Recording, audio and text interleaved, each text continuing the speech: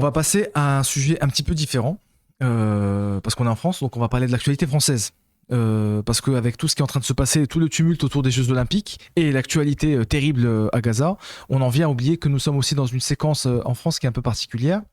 Il y a un peu moins de 3 semaines, on a voté et est ressorti donc des urnes un résultat. Le 7 juillet, enfin le deuxième tour. Un peu plus de 2 semaines, il y a un peu plus de 2 semaines, donc on a voté en France et on s'est retrouvé avec une Assemblée nationale divisée grosso modo en 3 blocs. À la surprise générale, le nouveau Front populaire était légèrement en tête avec un peu moins de 200 députés et suivi de près du groupe macroniste Ensemble ainsi que donc, le Rassemblement national qui à la surprise générale se retrouvait 3e et bon dernier alors même que tous les sondages ou presque le donnaient à la majoritaire, voire à la majorité absolue.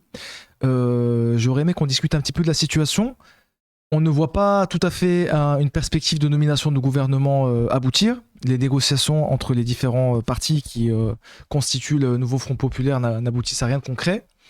Où est-ce qu'on en est exactement? J'aurais aimé qu'on puisse en discuter. Daniel, est-ce que tu peux nous en dire davantage sur la situation actuelle, ton regard sur ce qui se passe? Oui, hein. Est-ce que tu penses qu'on va avoir un gouvernement en septembre? J'ai un regard en octobre, en novembre? peut-être un peu décalé, mais parce que j'ai toujours le sentiment, mais c'est une vieille expérience, qu'en période électorale, c'est très difficile de parler politique, très difficile de parler stratégie, parce qu'en fait, les projecteurs sont plutôt braqués sur l'écume des choses, hein, sur l'écume de la vague, et c'est-à-dire le théâtre d'ombre du parlementarisme et de l'électoralisme, qui est son pouvoir. Merci Rachid. Merci beaucoup. Merci. Ouais. Au revoir, Merci, à bientôt.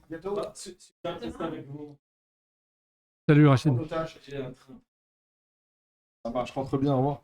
Et donc le mouvement réel, lui, échappe un peu à la vigilance politique. Tout à fait. Et c'est bien dommage parce que justement là, on est dans une période très très particulière, je trouve assez inédite, où la profondeur de la crise du régime, la profondeur de la crise politique énorme, crée des brèches dont il faudrait se saisir. Malheureusement, je trouve qu'on ne le fait pas. Bon. Et ces brèches, en fait, elles se traduisent justement par le fait que le mouvement réel qui est souvent masqué par ce théâtre d'ombre des élections et du parlementarisme, aujourd'hui est un peu sur le devant de la scène, parce que quand même, regardons ce qui se passe tout de même. C'est-à-dire, ce qui se passe concrètement, sous nos yeux, c'est tout de même le fait que un État dictatorial est en train de se mettre en place au cœur même de la démocratie. Bon. C'est un processus qui amène, en fait, une dictatorialisation, si on pourrait dire, de l'État. Qu'en est-il? On a tout de même un Parlement qui ne parlemente pas. C'est-à-dire, il ne fait que parler pour se continuer le petit jeu de désistement pour se partager les postes. Mais il ne fait rien d'autre. Il ne se réunit pas, puis il va bientôt être mis en congé. Donc, il a une bulle, quoi. On a un gouvernement qui est démissionnaire. C'est-à-dire un gouvernement qui est démissionnaire. Un gouvernement démissionnaire, même si le Parlement le voulait, c'est-à-dire se réunissait, il ne peut pas avoir de motion de censure contre lui. Il est inattaquable, parce qu'il est démissionnaire. Et dans le même temps, il expédie les affaires courantes. Donc, attends, il est démissionnaire, ses ministres participent au Parlement et contre toute espèce d'état de droit. Et par ailleurs, il expédie les affaires courantes. Alors, c'est quoi les affaires courantes d'un gouvernement démissionnaire piloté par Macron? C'est les décrets d'application de la loi immigration votés avec le Front National, avec le Rassemblement National. C'est la décision d'accorder, c'était décidé à l'OTAN, mais c'est le gouvernement qui va le faire, d'accorder 2,5 milliards d'aides supplémentaires pour armer l'Ukraine. Bon, ça, c'est les affaires courantes. Donc, ce gouvernement gouverne, mais surtout, ce qui se passe, le plus important peut-être dans cette affaire, c'est qu'entre-temps, Bruxelles a mis la France sous surveillance. Oui. C'est-à-dire pour la première fois, Bruxelles décide, c'est-à-dire la Commission européenne, et donc la BCE, donc l'Allemagne, on va dire. Bon, Bruxelles décide d'appliquer le pacte de stabilité, le nouveau pacte de stabilité signé, notez bien, à la veille des élections européennes, hein, comme par hasard. Bon. D'appliquer le nouveau pacte de stabilité pour dire déficit excessif de la France. Donc, on vous met sous surveillance, c'est-à-dire en application du pacte de stabilité, ce qui veut dire que, première mesure à prendre, pendant 4 ans, vous devez, pour stabiliser le déficit, vous devez faire pendant 4 ans 25 milliards d'économies par an. Bon, ça, c'est ça la réalité actuelle. C'est-à-dire que ce gouvernement, qui est un gouvernement démissionnaire qui explie les affaires courantes, est en train de préparer le budget sous l'autorité de la BCE et de Bruxelles, le budget de la rentrée. Il est en train de le faire, à l'abri de tout débat public, à l'abri de tout débat parlementaire, à l'abri de tout débat politique. Bon, c'est ça qui est en train d'être sous nos yeux, avec une menace permanente de Macron qui dit, qui laisse entendre que si ça se traduit pas, s'il y a du grabuge, mais bon, il n'y en a pas, il peut être tranquille. Il a quand même commencé par dire, j'ai l'article 16 dans la main, c'est-à-dire tous les pouvoirs pendant 6 mois, le pouvoir, j'ai l'article 16, et il dit, il y a des menaces de guerre civile, tout ça, je peux faire... Bon. Donc on est en train de vivre quoi? On est en train de voir la constitution d'un État qui est un État d'exception permanent, qui est le propre finalement de la... En fin de compte, de la Ve République. Jusqu'à reprendre l'expression de Mitterrand, le coup d'État permanent. Le coup d'État permanent, il est de toute façon de la Constitution. Mais bon. J'invite là-dessus à lire les ouvrages d'Eugénie Merriot. Et peut-être vous pourriez l'inviter. Je pense qu'elle accepterait. C'est vraiment... Eugénie, si tu nous regardes. Voilà, Eugénie Merriot. Salut. Qui justement a écrit entre autres 2 bouquins récents sur ce lien dialectique, si on peut dire, entre dictature et démocratie. C'est-à-dire qu'il montre qu'en fait, c'est pas le fascisme qui va s'instaurer, c'est pas l'État, c'est pas un coup d'État militaire, c'est le processus qui est en train d'être en cours, et là, il est vraiment sous nos yeux.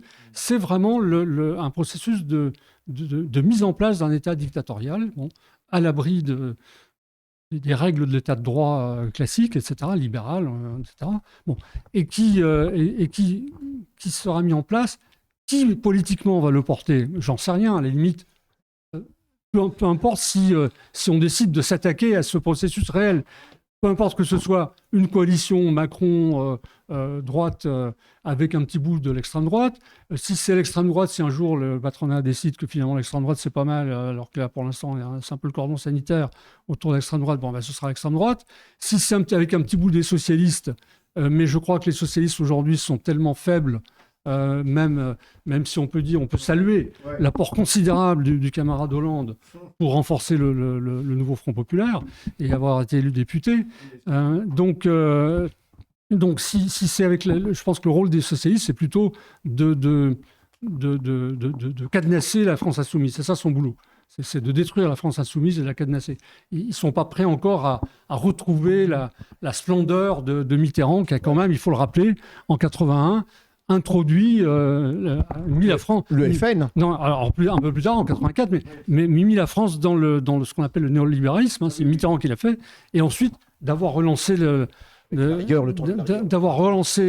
Pen père, qui était au fond du trou, qui gémissait avec quelques milliers de voix, qui n'était rien du tout, et de l'avoir propulsé. C'est Mitterrand qui a créé réellement le FN. Le FN en disant ouvertement, c'est ce ministre, son nom m'échappe, mais j'ai pas de mémoire des noms, mais tu vas me le dire. Chesneau, comment il s'appelait?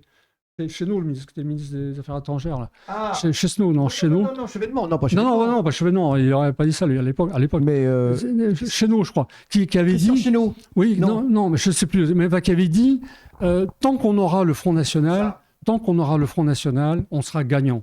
Parce que ça permettra de diviser la droite. Non, mais surtout de faire ce qui s'est passé après, ce fameux barragisme, c'est-à-dire Chirac une fois, Macron une deuxième fois, Macron une troisième fois, et là encore aux législatives, d'agiter. Et cette main, je terminerai là-dessus parce que je ne veux pas concurrencer mon voisin de droite sur les tunnels, mais je terminerai. Je pense que tu as gagné tes galons pour intégrer la BCP. Mais si vous me réinterrogez, je pourrais répondre. Je termine donc là-dessus pour dire que oui, merci. Mais pour dire que du coup, je savais plus ce que je voulais dire, mais que cette manière de présenter, c'est ce que dit d'ailleurs Eugénie Merriot. Elle dit la manière de d'agiter, elle ne parle pas du Rassemblement national, c'est un épiphénomène du coup de ce processus, mais d'agiter la dictature, le risque de la dictature permet de détruire toute réflexion politique sur ce qu'est en train de faire la démocratie, qui soi-disant n'est pas la dictature. C'est exactement ça aujourd'hui. On a fait un barrage soi-disant au Rassemblement national, et qu'est-ce qui se passe réellement sous nos yeux? C'est aujourd'hui le fonctionnement d'un État. Et juste pour terminer, quand même, une petite anecdote pour faire le point avec les JO que je voudrais quand même vous donner, puisqu'on m'a rapporté le fait. Tu l'as souligné, la mise en place des checkpoints, tout ça, c'est un peu comme le Covid, l'histoire du Covid. On est en train de mettre en place un certain nombre d'usages de l'espace public qui sont vraiment et qui vont rester. Qui vont rester. Il y a les gens qui travaillent pour mettre en place les grilles le long de la Seine et les bâches pour empêcher le public. 45 000 grilles. Le public. 45 000. Et les bâches pour empêcher le public qui n'a pas payé de voir, parce qu'on ne peut pas voir. Les gueux. Donc ces travailleurs-là, ce ne sont pas des salariés, ce sont uniquement des auto-entrepreneurs, avec une cascade de sous-traitants et qui travaillent nuit et jour. C'est-à-dire qu'il n'y a pas de repos hebdomadaire, il n'y a rien du tout. Quand il y a eu le passage au QR code, c'était il y a 2-3 jours, je sais pas, il a fallu présenter, donc tous les flics partout, il faut présenter le QR code pour entrer. Ces travailleurs-là n'ont pas de QR code, ils ont une attestation de chantier. Ils sont sur un chantier, l'attestation qu'ils vont construire les grilles, etc. Donc les flics ont dit, vous n'avez pas de QR code, vous ne pouvez pas entrer. Donc évidemment, ça a gueulé et tout. Qu'est-ce qu'on fait? Ça a tellement gueulé. Qu'est-ce qu'ont fait les flics? Ils ont laissé passer les Blancs. Tous les Arabes et tous les Noirs, le premier jour du QR code, ils ont refusé de passer. Voilà. Évidemment, le soir, les patrons de ces gens-là disent, c'est nos Arabes et nos Noirs, vous les laissez passer parce qu'ils bossent. Donc le lendemain, ils sont passés. Mais si tu veux, c'est ça que je veux dire. C'est ça sous nos yeux. Le checkpoint laisse passer les Blancs, ne laisse pas passer les Arabes. Et ça, c'est ça, sous nos yeux. Ça se passe comme ça. Voilà. Donc, je voulais quand même donner cette anecdote qui m'était rapportée par des gens qui travaillent dans ça et qui sont du mauvais côté puisqu'ils avaient été évidemment bloqués. Mais pour corroborer tes propos, moi j'ai lu aujourd'hui ou hier que plus de 4300 personnes qui devaient travailler ou être volontaires dans l'organisation des Jeux Olympiques ont été écartées pour divers motifs. Alors, soit parce qu'ils étaient, selon l'expression consacrée, fiché S, le fameux fichier S, soit parce qu'ils étaient signalés comme membres de la gauche radicale ou des mouvements écologistes radicaux, etc. 4300 personnes qui ont été écartées donc du volontarisme ou des emplois de stadiers. Puis il y a des enquêtes qui ont été menées. Et aussi, mais toujours pour aller dans le sens de ce que disait Daniel, c'est toutes ces personnes qui ont été éloignées de Paris, que ce soit des migrants, des mineurs non accompagnés, des sans domicile fixe, qui ont été, j'allais dire, exportés à l'extérieur, à Orléans ou je sais pas où, enfin à l'extérieur de Paris, pour que l'image des JO soit la plus nette possible. Et enfin, il y a eu aussi une vague d'assignation à résidence. Absolument scandaleuse parce que pour la plupart non motivée. Mais en fait, voilà, vraiment, et on en parlait tout à l'heure, le climat de fliquisation de l'espace, il est incroyable. On n'a jamais. Ce qui définit la démocratie libérale, c'est qu'en fait, les libertés publiques, c'est la liberté de parole, de réunion, de manifestation, etc., n'a pas besoin d'autorisation. Tu n'as pas d'autorisation pour... c'est ça quand tu discutes avec des camarades espagnols qui ont vécu le franquisme, ils te disent la différence entre la France d'aujourd'hui et le franquisme. Parce que là, rien... Dans l'État fasciste, tout est interdit. D'emblée, tout est interdit, et donc on t'autorise à faire cela. Voilà. Là, maintenant, tout est autorisé, évidemment. L'autorisation et l'exception dans la règle. Même une manifestation n'a pas à être autorisée. Simplement, on la déclare Donc voilà. Donc là, qu'est-ce qui est en train de se passer? C'est qu'on donne des autorisations de déplacement, de tout. On t'autorise. Toi, tu peux passer, tu es le blanc. Toi, tu n'as pas de QR code, tu peux passer. Et pour avoir le QR code, on t'a mis devant une commission, pire que la commission dont parlait le camarade là. C'est ça qui est en train de s'installer. Voilà. Donc c'est ça le libéralisme, comment dire, la mise en place de cette La fascisation, on va dire. On peut dire fascisation, oui. Ouais. C'est compliqué, fascisation, parce que tu Ouais. as le fait du fascisme qui est toujours un peu compliqué, parce qu'on a toujours l'image, etc. Mais pour illustrer ce que tu dis, vraiment, j'ai entendu un truc, ça prend 30 secondes à la radio. C'était un livreur, on va dire type Chronopost, tu sais, les livreurs qu'on voit tous dans les camions, etc. Il expliquait que lui, en fait, il avait déjà vécu les histoires de QR code, d'attestation pendant le Covid, et qu'en fait, là, c'était pas si méchant. Ah ouais. Donc, pour lui, ça va, c'était cool. C'est dans les box. Alors juste pour revenir sur ce que tu disais, Samir, sur les assignations et résidences, en fait, toutes les mesures individuelles de contrôle administratif et de surveillance, les MICAS, c'est typiquement le genre de disposition... Avec les mycoses. Ça n'a rien à Ouais, voir. ça n'a rien à voir. Mais ça nous vient de la loi SILT. La loi SILT, c'est la loi sécurité intérieure et lutte contre le terrorisme qui a transposé l'état d'urgence dans le droit commun en 2017. Ouais. Donc là, en fait, on a un exemple typique de disposition, et ça va venir aussi à ce que tu es en train de dire. Exactement. Qu'est-ce que c'est une mesure individuelle de contrôle et de surveillance? C'est l'administration qui fait le choix, sans passer par une décision de justice, C'est une justice administrative. C'est une justice administrative. Et arbitraire, en fait. Non, c'est du plus pouvoir grave. d'administration. C'est plus grave qu'une justice administrative. Hein. Pouvoir c'est- d'administration, qui en fait plus de- Et dans les faits, le problème est que donc les juges administratifs reviennent très peu sur les mesures qui sont prises par, dans les faits, le ministère de l'Intérieur qui assigne à résidence un certain nombre de personnes. Il y a eu pratiquement 160 également perquisitions qui ont eu lieu, toute une série en fait de mesures administratives, donc prises sans aucune décision de justice à l'encontre de personnes, uniquement sur la base de soupçons. Il y a un article de Mediapart, je ne sais pas si on peut partager le lien sur le chat. Ouais, alors je sais que Mediapart, c'est pas... Non, mais t'as raison. Mais T'as raison. non, c'était une blague, parce que quand il... Pour s'informer, camarades, même Oui, faut même lire c'était une Figaro. blague. Mediapart, c'est pas des camarades, mais ils font quand même un article attends. sur la question de justement des mesures de privation de liberté totalement arbitraires. Il parle notamment du cas d'un monsieur qui travaille. Alors son nom, évidemment, c'est un nom d'emprunt. Je pense qu'il s'appelle Mahmoud dans l'article. Un monsieur qui bosse dans un aéroport, qui fait l'objet de manière totalement injustifiée d'une mesure de contrôle individuel, qui fait qu'en fait, il peut plus travailler. Parce qu'en fait, on l'oblige à aller pointer au commissariat Ouais. à des heures où il est censé précisément être sur son lieu de travail, en lui reprochant des prétendues proximités avec des personnes radicalisées dont on ne lui a jamais donné l'identité, donc il ne sait pas de qui il s'agit. Alors, ce qu'il y a de terrible dans ce que tu dis, c'est vrai. D'ailleurs, les avocats actuellement sont submergés de demandes. Tout à fait. Hein, les amis avocats qu'on a actuellement, que l'on connaît, sont submergés par des coups de Merci, téléphone, Sophie par des gens qui leur demandent de prendre en charge leur dossier. Ce sont des gens qui sont dans des situations terribles parce qu'ils ne peuvent plus travailler, chers amis, parce qu'ils ne peuvent plus travailler.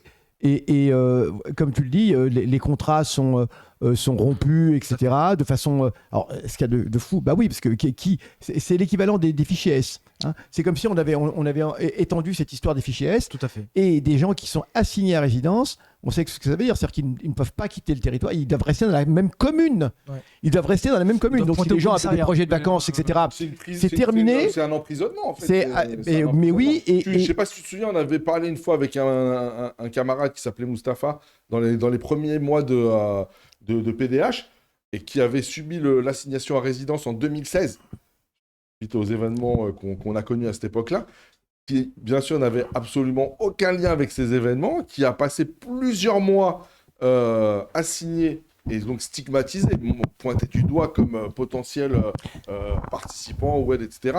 Ça lui a brisé, ça a brisé sa vie. Ça a brisé Ça sa a vie. brisé sa vie. S'il Et- nous écoute et qu'il nous entend, je lui passe un grand salam. Mais tu as tout à fait raison, ça brise la vie de gens.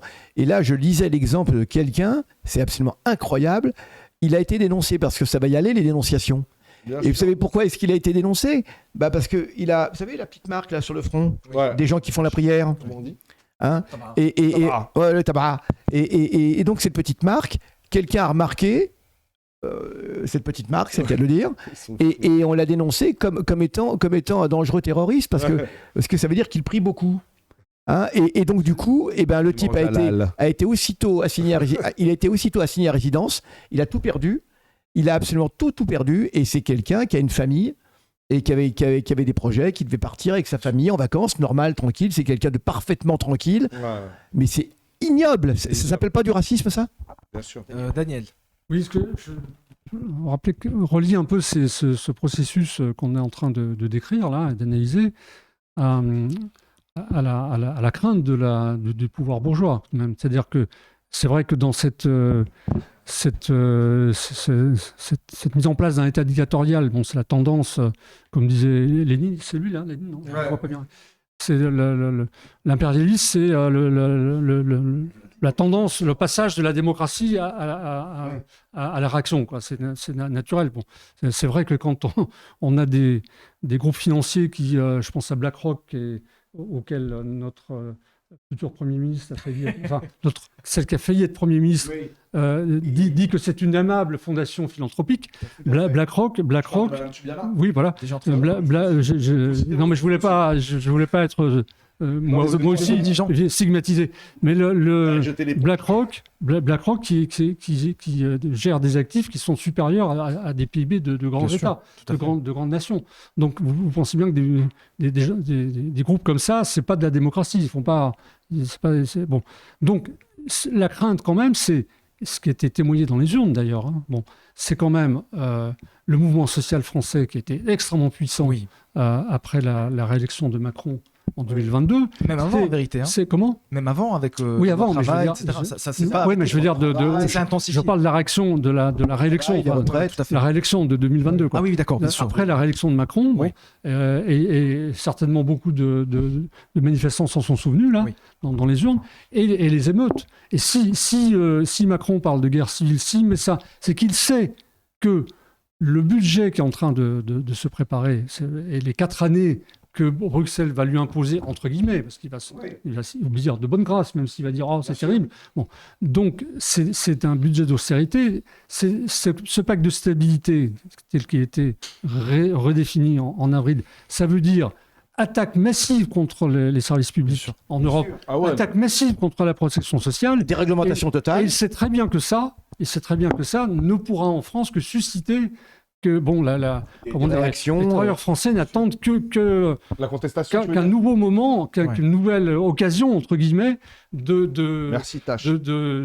aller, quoi. Bon, donc la mise en place de toutes ces mesures de contrôle des déplacements, de contrôle de la population ne tombe pas du ciel. Bon. Bien sûr. Et ce que je regrette, c'est que on braque pas assez le projecteur là-dessus par rapport aux événements politiques qui sont un peu rasoirs, il faut dire. Bon, les suspens. On se laisse un peu. Quand même, ouais.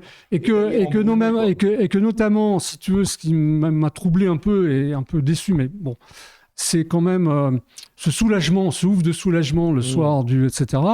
Et que se contente d'aller faire des manifs selfies à République, on a gagné, alors que se met en place et qu'il devrait au contraire avoir partout des comités antifascistes, parce que là-dessus, je vais encore faire un tunnel, excuse-moi, mais là, faut m'inviter plus souvent. Creuse, vieillito. La technique du maître tunnelier, il relance. Moi, je prends des leçons. Il s'appelle Daniel Blondet. Donc, la question... Daniel Blondet. La question, c'est que ces 10 millions, 11 millions d'électeurs du Front National, du Rassemblement National, bon, c'est quelque chose qui va rester, c'est énorme. On pourra en discuter, mais c'est énorme. Ça veut dire que la question d'utiliser la force politique du Rassemblement National, à un moment donné, dans ce processus de dictature, pour l'instant, il y a le cordon sanitaire, je dis pour l'instant. Mais à un moment donné, peut-être que ça va être très différent. Mais ce que le pouvoir bourgeois ne veut pas, c'est que cette question du fascisme, ce soit nous qui nous en emparions pour lutter contre le fascisme. Ce qu'ils veulent, c'est régler leurs problèmes entre eux, c'est-à-dire dire, bon, pour l'instant, je te mets de côté, je te cornérise, et puis le jour venu, quand tu seras bien propre sur toi, mélonisé, tu viendras. C'est la tambouille entre eux. Mais surtout que nous, on ne fasse pas de lutte antifasciste. Et regardez comment, chaque fois qu'il y a des comités antifascistes, une lutte antifasciste réelle, elle est réprimée de manière forte parce qu'ils ne veulent pas que ce...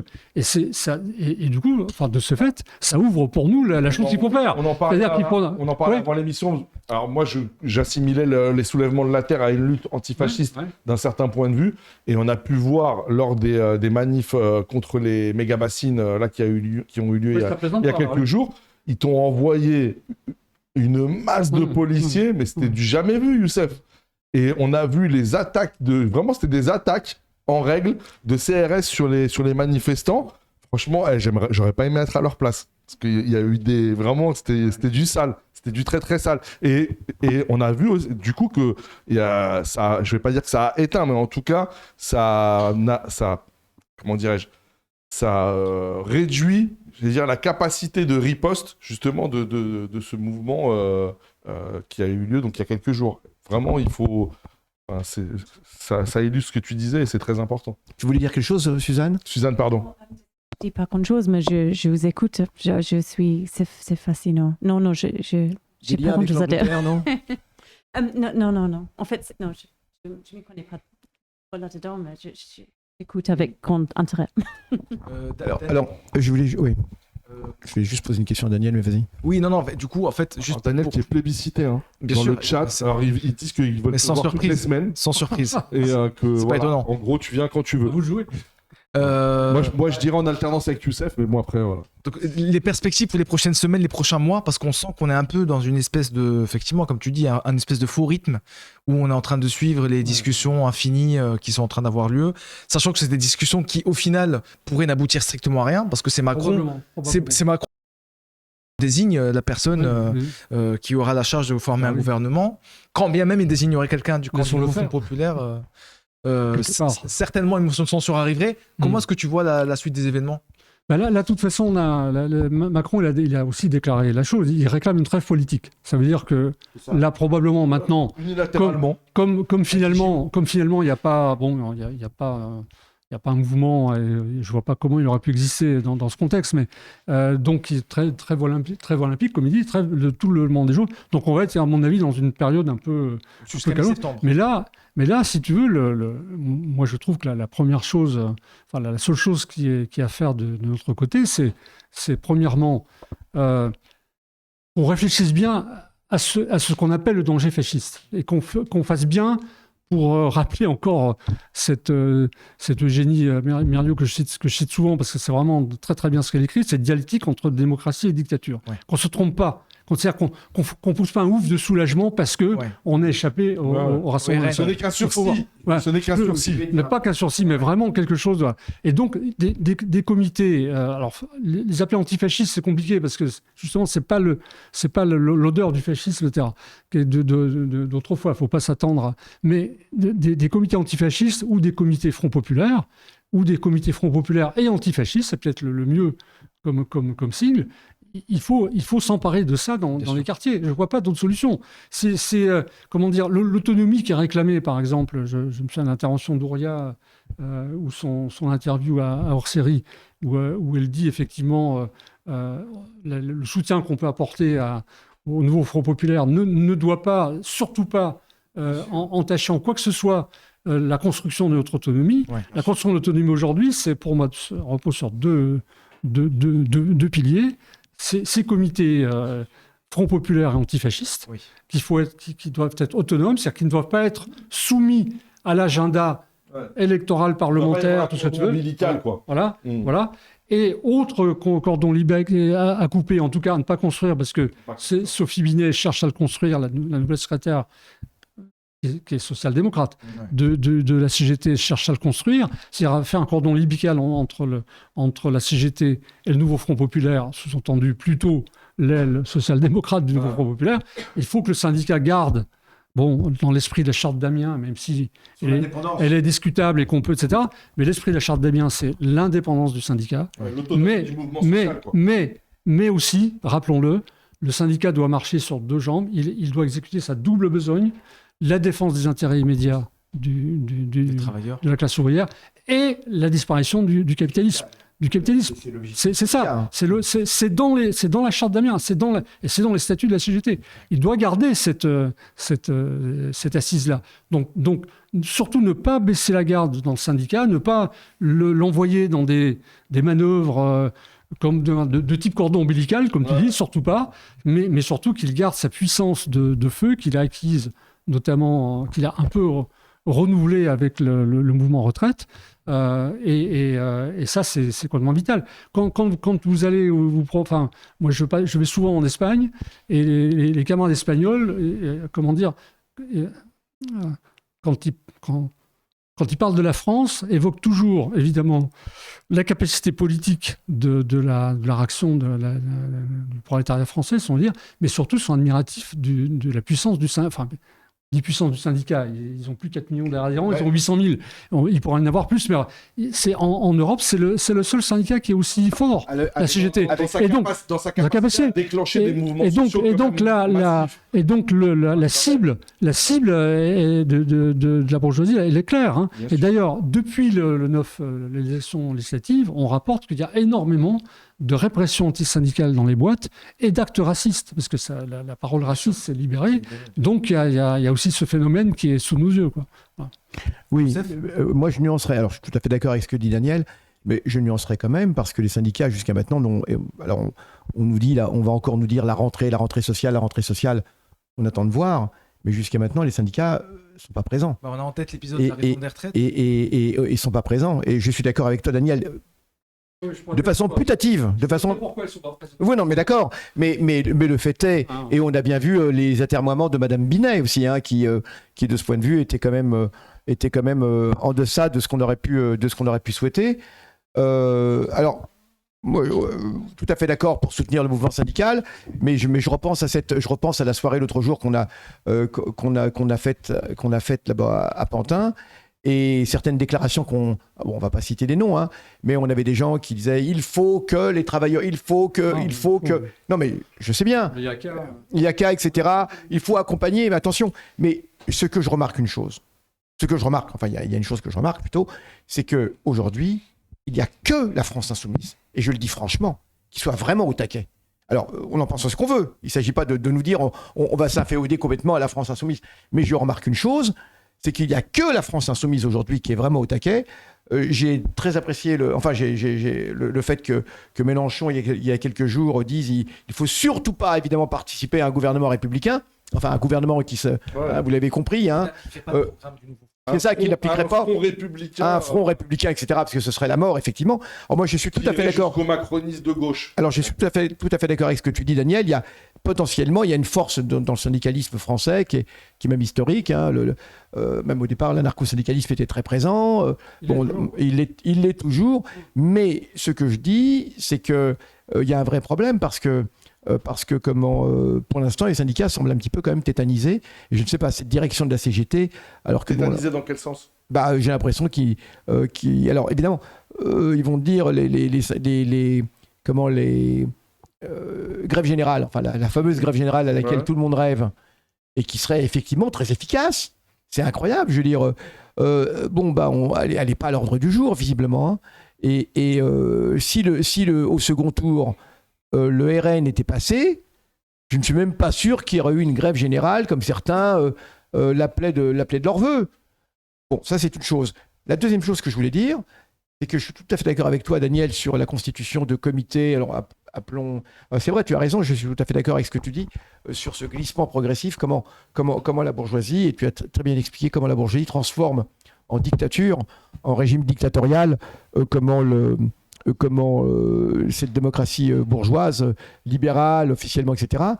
Mais la première chose, c'est que aujourd'hui, si je pense au prolétariat immigré, alors au prolétariat immigré ou au prolétariat, disons, post-colonial, hein, qui évidemment n'est plus immigré, la plupart on va le dire, des Arabes, des Noirs qui sont nés en France, mais qui est quand même malgré tout post-colonial de toute évidence. Hein. C'est pas évident pour eux de constituer ces comités.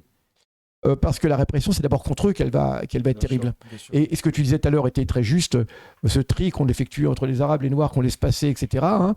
Et c'est pour ça que je dis, ça va être compliqué. Je veux dire, l'enjeu est énorme parce qu'on a quand même cette gangrène raciste qui est en train de prendre ce pays. Il faut dire les choses comme elles sont. Je veux dire, ceux qui ont voté le Front National sont des racistes. Alors en même temps, ça ne veut pas dire qu'il ne faut rien faire pour aller les chercher, comme disait Ruffin, quelqu'un qui disait on va aller les chercher un par un, tu parles. Mais en attendant, ce sont des gens qui sont racistes, qui sont décidés à mener une politique raciste et qui n'en ont rien à faire des appels qu'on peut faire à la fraternité. Il faut quand même avoir ça en tête. Alors bon, ce que je dis ne contredit pas du tout ce que tu dis, mais c'est pour simplement faire remarquer un petit peu la difficulté. Et autre chose, alors ça c'est une chose sur laquelle je m'interroge.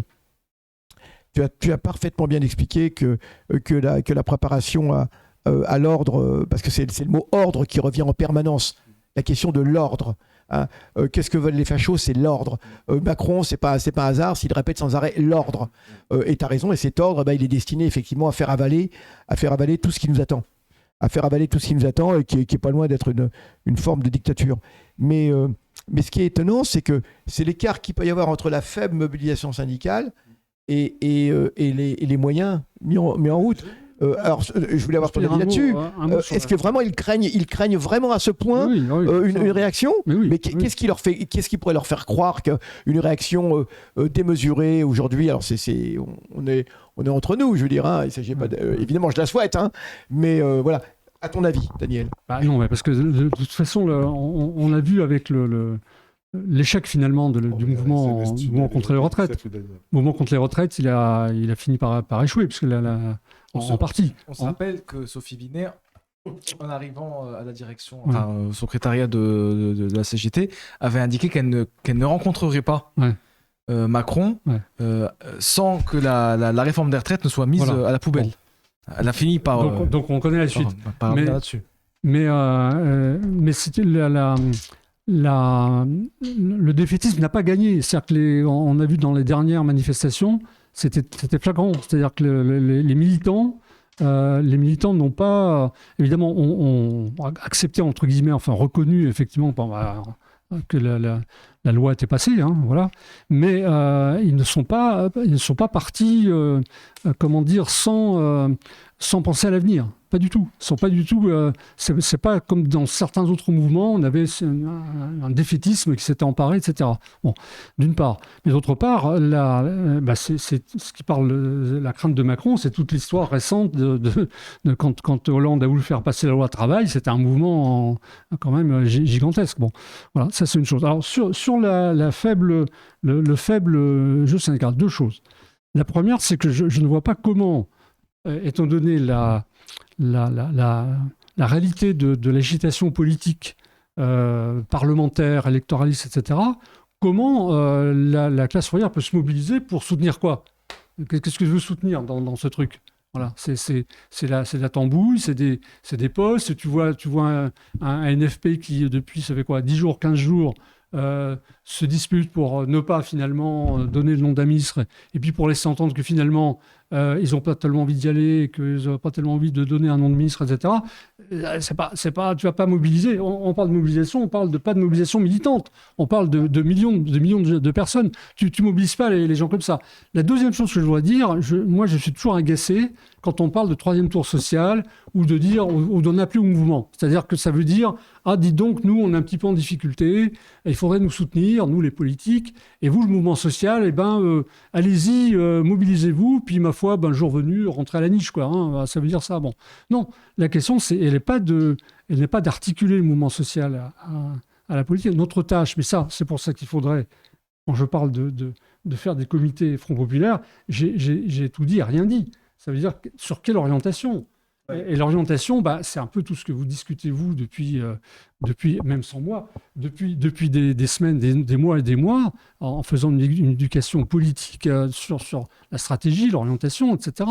Il faut comprendre aujourd'hui la nécessité de lutter contre le pacte racial dans des comités, comprendre comment ce pacte racial aujourd'hui s'articule à l'européisme, au bellicisme, européisme qui va se traduire très concrètement par le budget, etc., d'austérité, et par le bellicisme qui se traduit, les 2,5 milliards qu'on vient de donner, l'élection de von der Leyen, qui est la belliciste en chef, etc.